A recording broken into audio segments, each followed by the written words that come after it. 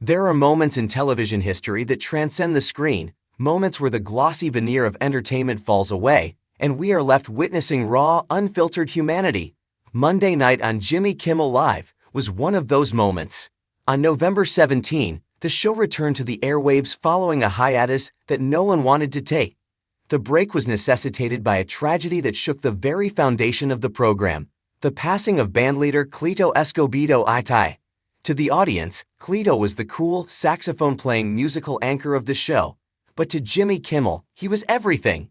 He was the childhood best friend, the confidant, and the brother-in-arms who had been by his side since they were 9 years old.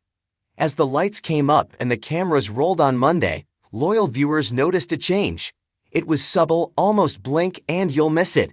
But for those who know the history of the show, it was a heartbreaking acknowledgement of a new, emptier reality. The change in the credits, a silent salute. For over 2 decades, the opening credits of the late-night staple have heralded the house band with a familiar rhythmic cadence, Cleto and the Cletones. It was a brand, a name that rolled off the tongue and promised a night of good music and good laughs. However, upon the show's emotional return on Monday, that moniker was gone. According to reports from Late Nighter, the house band is now billed simply as the Cletones. It might seem like a small detail to the casual observer, but in the world of television, and certainly in the world of Jimmy Kimmel, nothing is accidental. Removing Cleto from the title isn't an erasure, it's a form of reverence. It is a painful admission that the man who stood front and center, conducting the energy of the room, is no longer there to lead them. It signifies that while the music goes on, the band, and the show, will never truly be the same. The hardest monologue of Jimmy's life. The return on Monday followed what was arguably the most difficult broadcast of Jimmy Kimmel's career.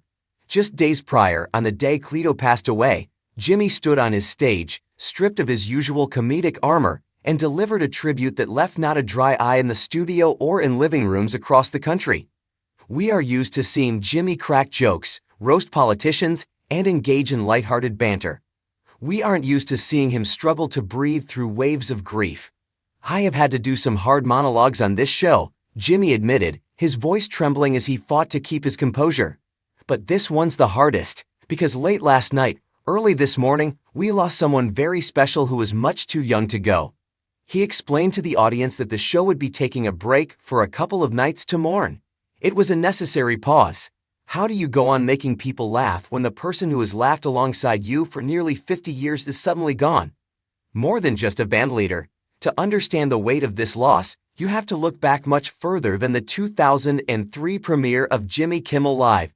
You have to look back to a neighborhood in Las Vegas in the 1970s. During his tribute, Jimmy painted a picture of a friendship that is rare in adulthood and almost non-existent in the cutthroat world of Hollywood. He spoke of meeting Cleto when they were just children. They weren't just casual acquaintances, they were the kind of friends who were stitched into the fabric of each other's lives. Not like regular friends, Jimmy clarified, his voice thick with emotion. Like 24/7's, Mom, please let him sleep over, like friends. We all have that one friend from childhood, the one who knows your parents, who knows your secrets, who remembers who you were before the world told you who to be. For Jimmy, that was Cleto. They were inseparable from the moment they met. They grew up together, dreamed together, and eventually, they made it big together. The pitch that changed everything. When Jimmy landed his own late-night show, he was terrified. It's hard to imagine now, with him being a titan of the industry, but back in 2003, the idea of hosting a show was a daunting prospect. He needed a safety net. He needed his best friend. Jimmy revealed a touching behind-the-scenes story about how Cleto became the bandleader. It wasn't a corporate decision, it was a personal necessity. I wanted Cleto to lead my band, Jimmy recalled. The idea that anyone other than him would lead the band was terrifying. It had to be him. But Jimmy was anxious. How do you tell network executives that you want your childhood buddy to run the music department? He was scared they would say no, forcing him to work with strangers. I had to work up the nerve to bring it up, Jimmy said. Because I knew saying, my best friend from growing up plays the saxophone, he could lead the band, wasn't a great pitch. Thankfully, he made the pitch, and for nearly 23 years, they lived out a dream that neither of them could have imagined back in Vegas. They went to work together every single day. They included Cleto's father in the band, creating a multi-generational family atmosphere on set. It wasn't just a job, it was an extension of their lifelong brotherhood. A tragic end to a long illness. The details surrounding Cleto's passing are tragic, reminding us all of the fragility of life. He was only 59 years old. According to the death certificate obtained by TMZ, Cleto passed away from cardiogenic shock.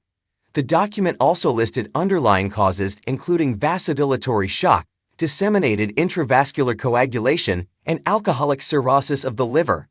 Jimmy had mentioned in his tribute that his friend had been suffering from a long illness and had been receiving extensive care at UCLA Medical Center. Despite the health struggles, the finality of death is always a shock. It's just not fair, Jimmy said, echoing the sentiment of everyone who has lost a loved one too soon. He was the nicest, most humble, kind, and always funny person. The show goes on, but the heartache is. As Jimmy Kimmel Live moves forward, the atmosphere has undeniably shifted. The band will play on, now as the Cletones, honoring the legacy of the man who built their sound. Jimmy's initial announcement on Instagram perfectly encapsulated the depth of his loss. Early this morning, we lost a great friend, father, son, musician, and man, he wrote. To say that we are heartbroken is an understatement. Cleto and I have been inseparable since I was 9 years old. The fact that we got to work together every day is a dream neither of us could ever have imagined would come true. The return to air this week is a testament to Jimmy's resilience, but it serves as a reminder to all of us watching at home. Success, fame, and accolades are wonderful, but they pale in comparison to the bond of true friendship. Jimmy left us with a final piece of advice in his tribute, a directive that feels more important now than ever. Cherish your friends and please keep Cleto's wife, children, and parents in your prayers. So, the next time you tune in and see the credits roll for the Cletones, take a moment to remember the man behind the name and maybe call your own best friend just to say hello.